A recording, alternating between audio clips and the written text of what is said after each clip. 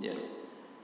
Tetapi lamma sa'alallahu ta'ala ayyubayyina lahum malikan arsalallahu lahu asan wa qarnan. Nah, ini Imam Nawawi menjelaskan terkait dengan bagaimana proses penunjukan Talut itu menjadi malik, menjadi raja untuk Bani Israel. Lamma sa'alallahu ta'ala, ketika mereka meminta kepada Allah untuk menjelaskan, ya, malikan siapakah yang menjadi raja bagi mereka itu. Arsalallahu lahu asan wa qarnan fihi dahnul qudsi. Kemudian Allah mengirimkan atau memberikan itu asan, itu tongkat, wa qarnan, dan tanduk, yang dimana di dalam tanduk yang tengahnya bolong itu ada fi dahnul qudsi, itu ada minyak, ya, minyak yang suci. Waqila, dan dikatakan lahu inna sahibaka alladhi yakunu malikan huwa may yakunu tula hadhil asa wandur ilal qarni alladhi fihi dahn.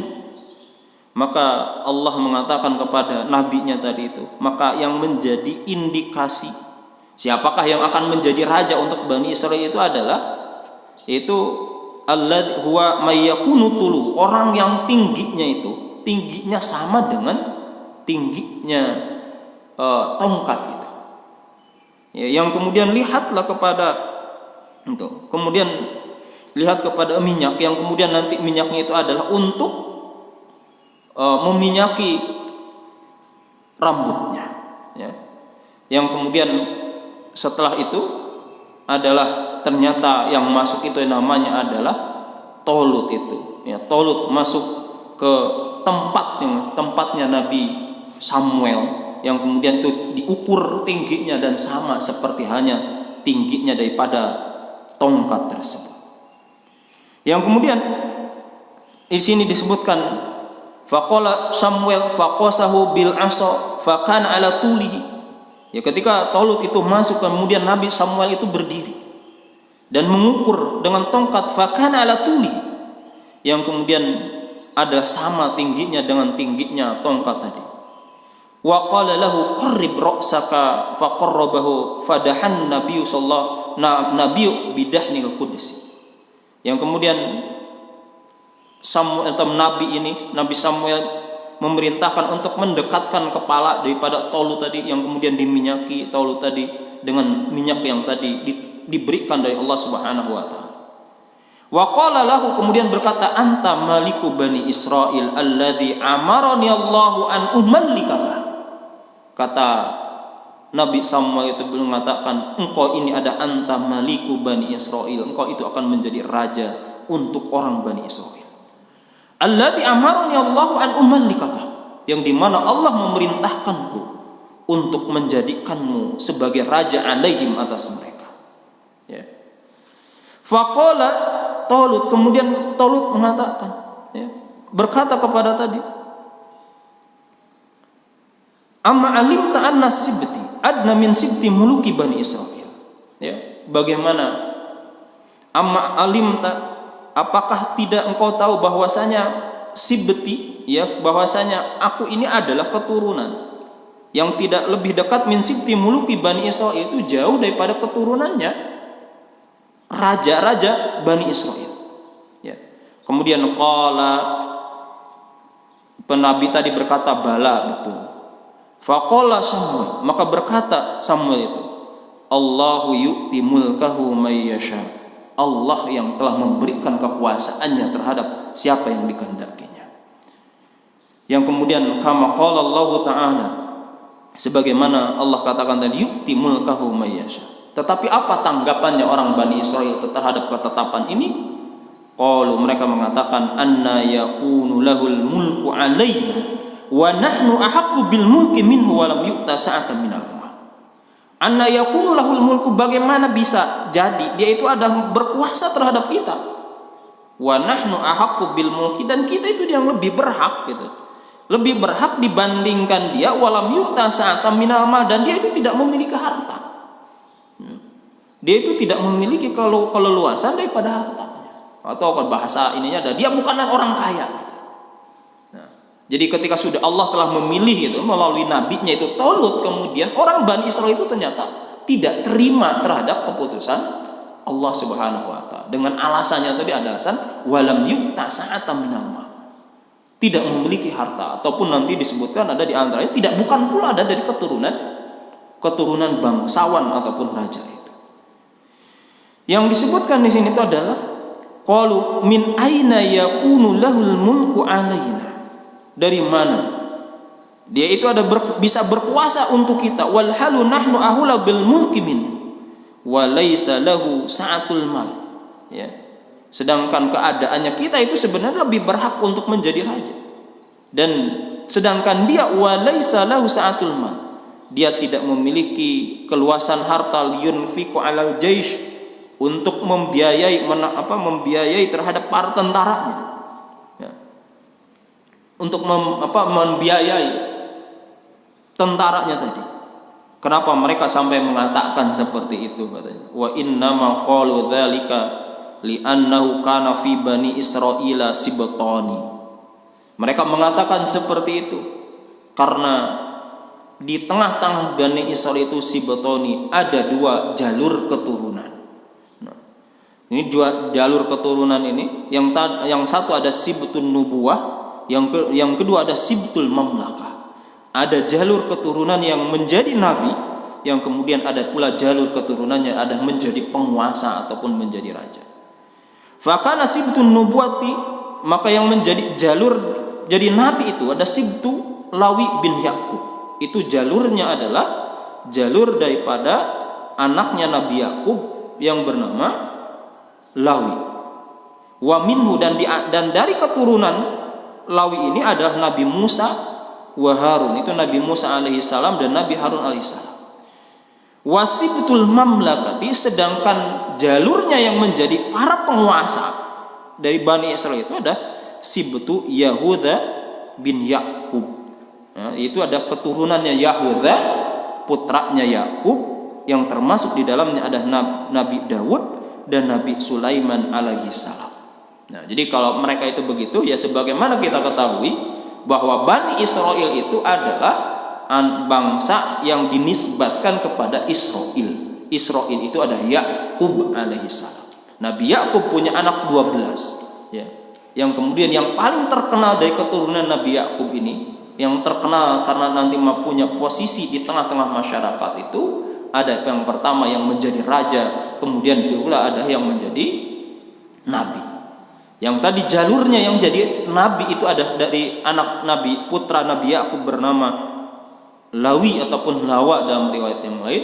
Kemudian yang jalurnya jadi penguasa itu ada jalurnya dari Yahuda gitu.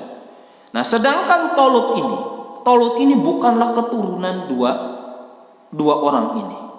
Walam yakun Tolutu min ahadima. Tolut itu bukanlah keturunan dari keduanya. Wa innama kana min sibti Bunyamin. Sedangkan Tolut ini adalah dari keturunannya Benyamin bin Yakub. Itu ada keturunannya Bunyamin bin Yakub. Falamma qala lahum nabihum dzalika ankaru. Ketika nabi mereka mengatakan ya kepada orang Bani Israel tadi itu, mereka mengingkari. Ya bagaimana itu orang keturunannya bukanlah keturunan tadi orang-orang yang terhormat yang menjadi tokoh itu. Wa qalu, dan mereka mengatakan huwa dabbabun aw ra'in aw saqqa'in yastaqil ma'ala himarin lahu. Ya. Sedangkan dia itu pekerjaannya hanya dapat dabbag itu ada tukang kulit, ya, tukang nyamak kulit binatang. Aura'in, kerjaannya hanya sebagai penggembala. Ausaqain, ataupun dia ada tukang nyiram tanaman. Yastaqi bihi alal ma, yang biasanya nyiram tanaman dengan menggunakan keledai.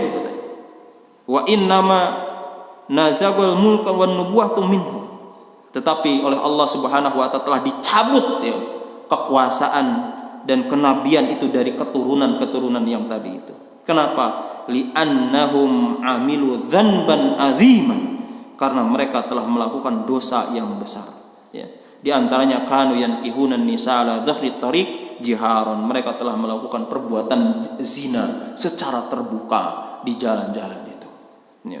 Yang kemudian tadi itu dicabutlah kekuasaan, kehormatan dari mereka, yang kemudian dipindahkan oleh Allah Subhanahu wa taala kepada keturunan yang lain itu. Nah, mungkin menjadi pelajaran terpenting itu adalah mungkin kebanggaan nasab itu menjadi tidak berarti sama sekali kalau hanya sekedar bangga, tetapi amalnya ada jauh seperti amalnya nenek moyang orang-orang yang soleh terdahulu itu. Tidak ada nilainya sama sekali, seperti halnya yang diceritakan di sini, yang kemudian Allah Subhanahu wa taala dicabut, ya tadi dipindahkan kepada keturunan yang lainnya. Kenapa? Karena kesolehan itu. Ya. Wa kanu, yang kemudian mereka itu dinamailah yusammauna sibatul ithmi, adalah keturunannya para, ya, jadi orang-orang yang berdosa.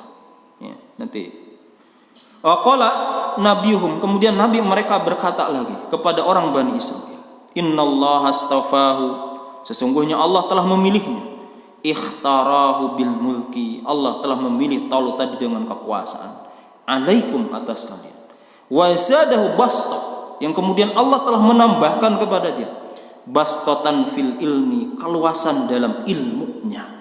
Jadi Talut ini ada memiliki keluasan ilmu ataupun memiliki sebuah kecerdasan. Jadi bukan hanya dilihat keturunan, tetapi adalah kemampuan atau kapabilitas yang Allah anugerahkan kepada Talut ini. Ya.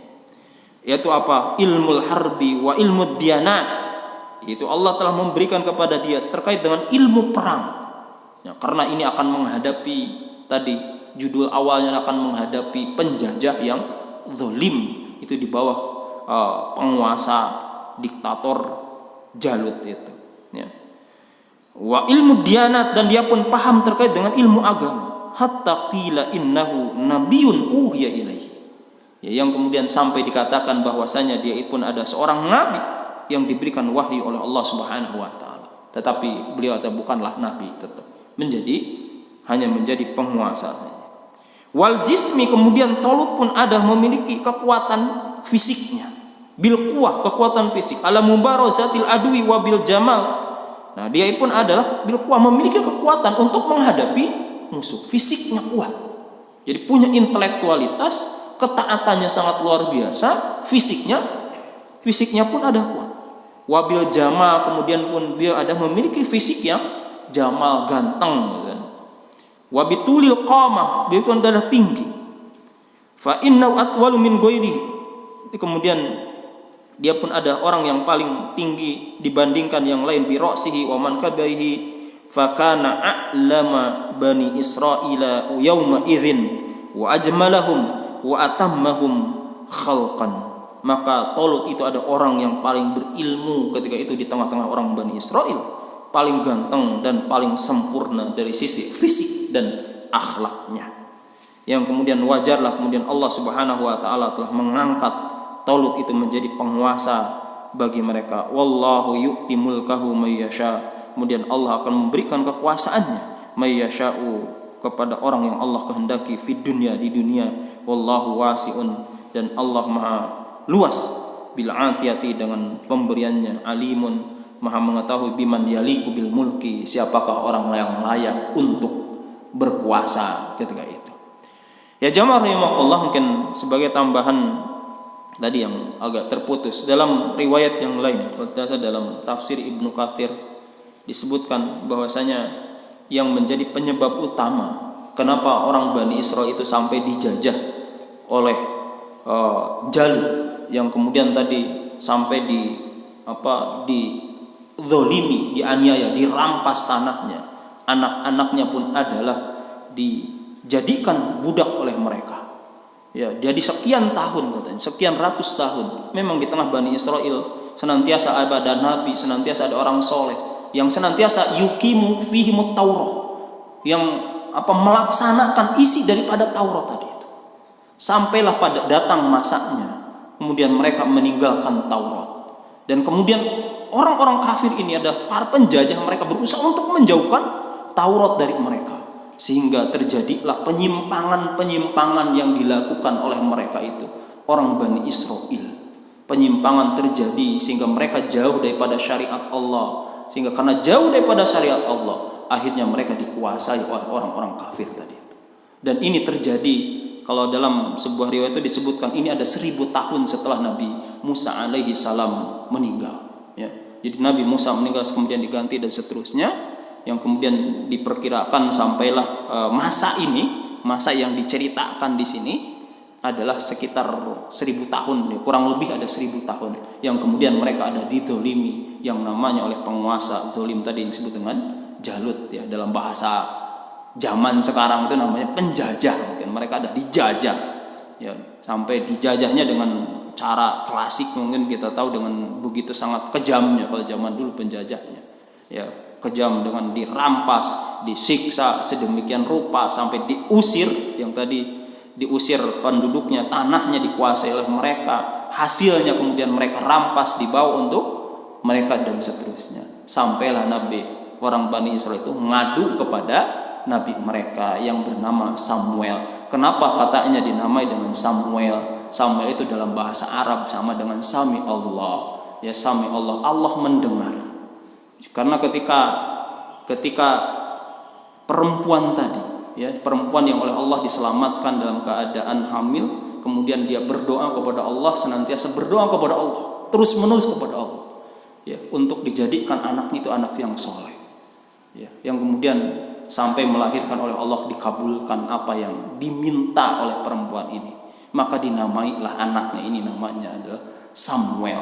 Sami Allahu du'aaha, itu Allah mendengar terhadap doanya, yang kemudian diangkatlah jadi nabi, yang kemudian melalui nabi inilah orang Bani Israel bisa mengadu, ya, mengadu kepada nabi, dikadukan kepada Allah, kemudian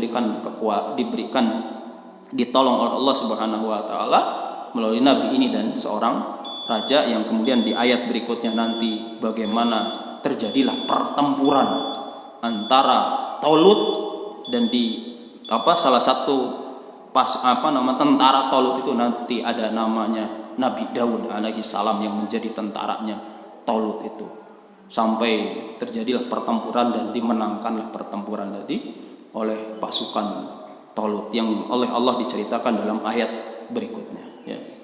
Tetapi banyak di situ disebut juga pula ada banyak pengkhianatnya, tetap banyak pengkhianat, yang banyak yang pengecut dari orang Bani Israel, hanya segelintir orang saja yang mereka bersabar menghadapi kedoliman para penjajah ketika itu.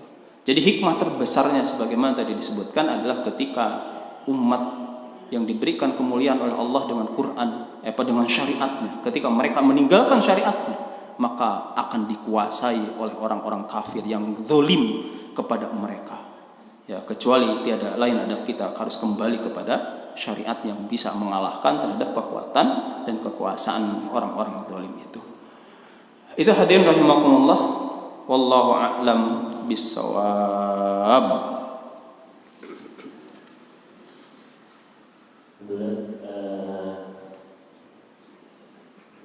Dari materi kajian terkait dengan tafsir Allah ayat.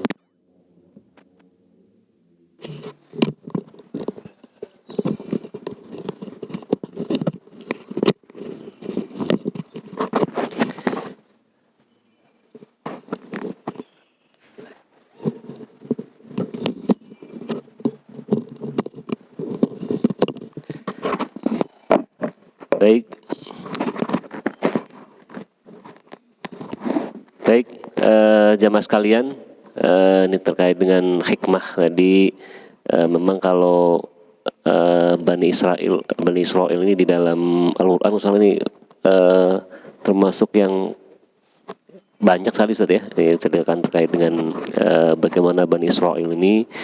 Dan mungkin ini, Ustaz, ya, kalau apakah masih korelasi dengan penjajahan yang misalkan ada di Palestina gitu, ya, Israel oleh Palestina, apakah itu masih terjadi itu korelasi dengan yang tadi, atau memang kalau lihat karakter kita lihat bangsa Yahudi misalkan, ya, dan itu memang bisa kita lihat fenomena di kejadian saat ini, misalkan bangsa Yahudi dengan apa yang ada di dalam Al-Quran tadi. Tentu bagi kita sih menyikapi tadi, bagaimana kita ambil hikmah terkait dengan keistiqomahan kita ya, kita di dalam menjalankan syariat Allah Subhanahu wa taala, menjalankan ketakwaan kita kepada Allah Subhanahu wa taala dengan tetap berpegang teguh kepada Al-Quran dan Sunnah ya, supaya Al-Quran hadis, supaya kita senantiasa diberikan kemuliaan, diberikan kemudian kehidupan yang penuh barokah ya. Karena tadi kalau ada perilaku-perilaku yang menyimpang ya, salah satunya adalah perilaku zina itu ya, di situ ya. Mungkin perilaku perbuatan-perbuatan yang menyimpang dari syariat Allah Subhanahu wa taala. Dan ini mungkin kalau kita lihat sekarang lagi viral juga banyak kejadian terkait dengan kejadian terkait misalkan perbuatan-perbuatan zina yang mungkin ada fenomena LGBT, kemudian seks bebas dan sebagainya. Ini mungkin kita semua terhindar dari ini. Baik, kami persilakan kepada jamaah sekalian apabila ada pertanyaan mungkin disampaikan pada Ustadz terkait dengan materi ini mungkin, atau dengan terkait materi lain juga apa Ustadz ya, supaya mungkin barangkali ada hal-hal yang perlu dipertanyakan terkait dengan amalia harian. Kami persilakan kepada jamaah sekalian. Ya. Kalau belum ada dari saya Ustadz, ini kan nggak langsung dengan materi ya, terkait dengan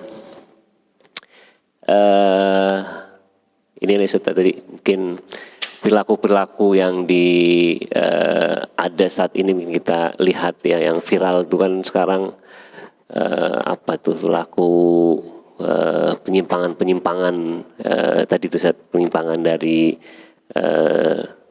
ada LGBT gitu dan sebagainya ya. Kemudian ini bagaimana kita menyikapi ini Ustadz, jadi karena sekarang media sosial begitu gencarnya, banyak mungkin propaganda atau mungkin bagaimana orang-orang sekularisme ya, orang-orang mungkin tadi yang mempunyai media massa, mempunyai fasilitas untuk menyiarkan hal-hal yang bersifat mungkin pornografi, porno aksi ataupun apa dan sebagainya, yang mungkin sampai kepada anak turun kita, pada anak-anak kita yang begitu gampangnya mereka akses ya melalui misalkan sarana media sosial ya, YouTube dan sebagainya, yang begitu cepatnya sampai ke ruang-ruang pribadi kita. Nah itu bagaimana para jamaah sekalian bisa mengantisipasi ini supaya kita bisa terhindar ataupun bisa mencegah ataupun kita bisa mengantisipasi itu. Ustadz mungkin punya satu tips, punya suatu kiat-kiat, punya suatu amalan-amalan yang mungkin bisa kita lakukan sebagai orang tua kepada anak-anak kita dan generasi kita. Begitu Ustadz, mungkin ada pertanyaan itu. Tafadhol Ustadz. Ya terkait dengan fenomena di tengah-tengah kehidupan kita hari ini dengan berbagai macam bentuk penyimpangan ya, secara khususnya ada penyimpangan daripada syariat ya. Penyimpangan daripada syariat itu sudah barang tentu sangat luar biasa banyaknya ya, walaupun mungkin biasanya yang jadi yang gampang teridentifikasi dalam persoalan sosial ya, dalam persoalan sosial lebih khususnya adalah ketika relasi antara laki-laki dan perempuan, atau lebih khususnya lagi adalah pemenuhan terhadap kebutuhan biologisnya kan itu. Kalau saya memandang contohnya kita adalah lebih kepada umumnya,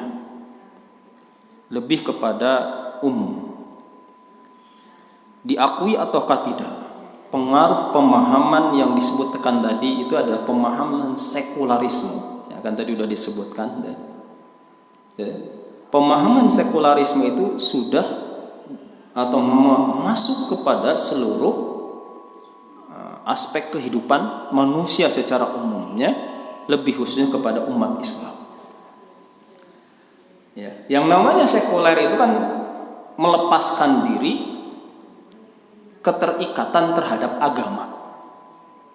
Nah itu jadi harus diingat, yang disebut dengan sekuler itu adalah melepaskan diri dari keterikatan terhadap agama. Ya, sehingga bahasanya, kalau bahasa orang awam itu gak usah bawa-bawa agama lah sekarang. Ya gitu. Itu sekuler itu. Baik sekuler awam ataupun sekuler intelektual. Sekuler intelektual para akademisi kan begitu. Ngomong pinter lah. Kalau sekuler awam tuh nggak ngomong sederhananya kayak tadi.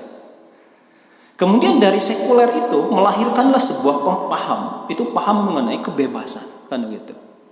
Yang disebut dengan liberal. Ataupun biasanya selain liberal hak asasi. Nah itu kalau udah ngomongin hak asasi kita seolah-olah terbentengi kan gitu. Gak boleh ganggu orang. Ada laki-laki perempuan berduaan pacaran melakukan apapun, kalau ada yang ganggu tinggal ngomong hak asasi, hak privasi saya kok gitu. Udah nggak bisa apa-apa biasanya. Nah pemahaman tadi itu karena pemahaman sekuler yang melepaskan diri dari keterikatan terhadap agama ditambah dengan dilegitimasi oleh sebuah pemahaman kebebasan, pemahaman dari hak asasi orang. Ya. Karena sudah begitu bebas dari keterikatan terhadap agama, maka terjadilah seperti halnya yang kita lihat hari ini. Kan begitu. Nah, agama ada urusan pribadi, urusan masing-masing, nggak usah bawa-bawa ke dalam kehidupan publik. Nah, karena sudah berprinsip seperti itu, maka kita lihatlah mungkinnya seperti tadi yang diceritakan, baik yang kita lihat secara langsung ataupun yang kita lihat melalui rekaman-rekaman video yang tersebar di media sosial dengan berbagai macam bentuk penyimpangan-penyimpangannya. Yang bahkan mereka itu terbuka secara berani dan terbuka menceritakan apa yang mereka kerjakan ataupun memperlihatkan apa yang mereka kerjakan. Ya, kan yang kerjakan ada seperti itu. Yang sampai tadi itu disebutkan bahwasanya mereka dengan media yang ada bisa masuk ke seluruh tempat yang bisa terakses sampai ke tempat ruang pribadi kita itu masuk ke situ kan gitu. Nah sudah barang tentu ada sekularisme, kemudian tadi paham kebebasan, paham juga ada lain sebagainya, itu tidak akan pernah gitu, tidak akan pernah secara bebas diterapkan, dilaksanakan di tengah kehidupan kalau tidak ditopang oleh aturan, tidak ditopang oleh sistemnya. Nah, maksudnya itu ketika negara ataupun penguasa itu mengontrol paham itu tidak boleh, contohnya kira-kira akan berkembang atau tidak? Ya, nggak akan pernah berkembang.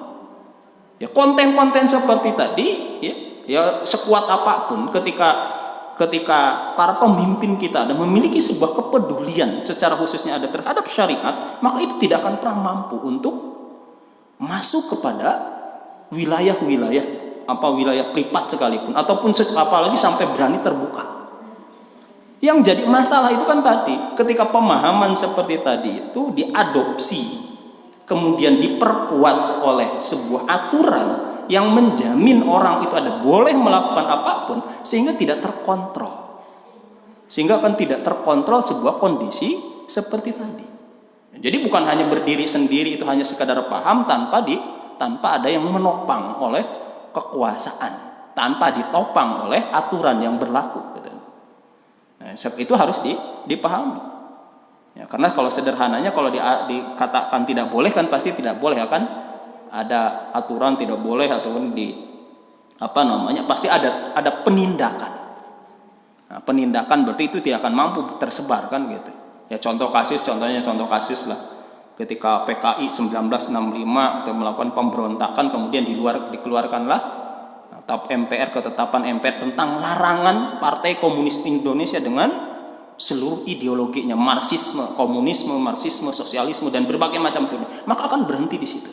Walaupun ada segelintir orang tetap menyuarakan itu, tetapi mereka tidak leluasa untuk mengembangkan itu. Maka sama halnya sebenarnya dengan sekularisme dan berbagai macam turunannya ada seperti itu. Nah, tetapi yang jadi masalah apakah umat Islam yang menjadi pemimpin kita itu peduli terhadap syariat ataukah tidak? Atau justru adalah terpengaruh oleh pemahaman seperti tadi.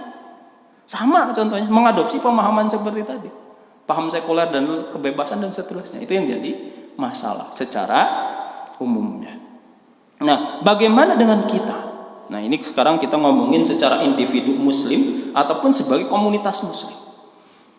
Nah, sebagaimana Allah Subhanahu wa taala sebutkan, ya. Ini secara global dulu. Mungkin nanti barulah yang terakhir adalah kita masing-masing.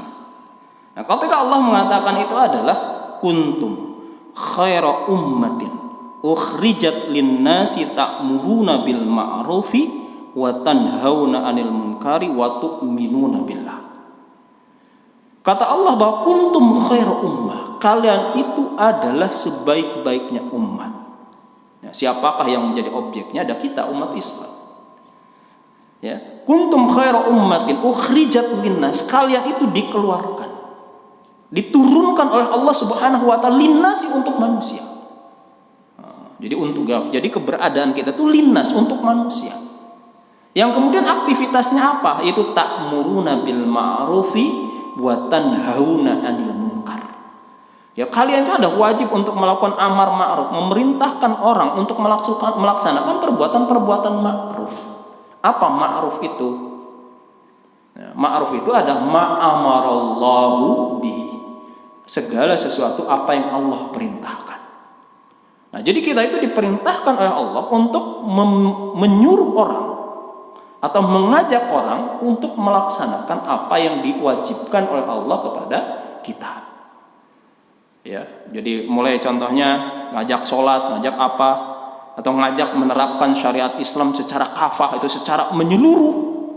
Itu ada bagian daripada amar ma'ruf kita. Yang kedua, wa tanhauna 'anil munkar, kalian itu jadi umat yang terbaik itu karena tanhauna 'anil munkar, kalian pun mencegah dari perbuatan kemungkaran. Ya, maka kan sekarang itu banyak kemungkaran seperti tadi. Bagaimana kita mencegah kemungkaran yang terjadi? Kemungkaran yang terjadi yang merajalela di tengah-tengah kehidupan kita. Ya, walaupun akar utamanya itu tadi itu sebenarnya pada dua hal, pada paham sekularisme, kemudian kedua ada para penguasa yang melegalkan itu. Nah, maka aktivitas dakwah amar ma'ruf nahi munkar, memerintahkan orang, ngajak orang gitu, untuk melaksanakan ketaatan kepada Allah. Kedua, ada ketika terjadi berbagai macam kemungkaran, terutama kemungkaran yang dilakukan oleh orang yang memiliki kekuatan dan kekuasaan. Kita berusaha untuk mencegahnya. Dengan apa? Dengan